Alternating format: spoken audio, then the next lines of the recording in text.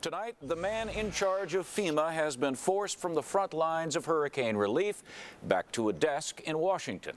But even there, FEMA Director Mike Brown can't escape growing accusations he pumped up his resume for years.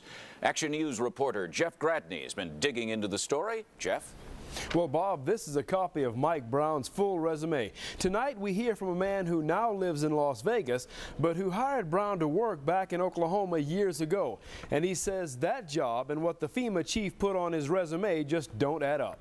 At ground level, hurricane relief efforts continued today, but at the government level, FEMA Director Mike Brown was diplomatically sent back to Washington by his boss. Mike Brown has done everything he possibly could to coordinate the federal response to this unprecedented challenge. Here in Las Vegas, Brown's removal from the field is welcome news to Andrea Monteroso, who just arrived here from New Orleans. I'm very happy that he's out because his reaction was so, it makes me want to cry. She and others appalled to learn today Brown is accused of padding his resume, claiming to have been an assistant city manager in Edmond, Oklahoma, in charge of emergency services in the late 1970s. Brown's former boss in Oklahoma now lives in Las Vegas. Mike was not an assistant city manager. I had two assistant city managers. I had one for operations and one for administration. Mike was my administrative assistant. He didn't have anything to do basically with emergency services.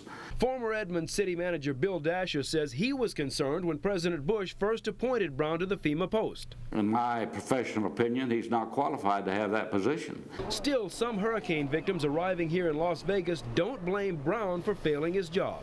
I lost house, boats, cars, and everything else. But it's just something that happened. So, I mean, in a way, he fired him. But I guess he didn't know what's coming either, you see. So tonight, Michael Brown is back in Washington on his way. He reportedly told members of the press he feels he's being made a scapegoat, but he insists by the public, not by the Bush administration. I'm Jeff Gradney, Channel 13 Action News.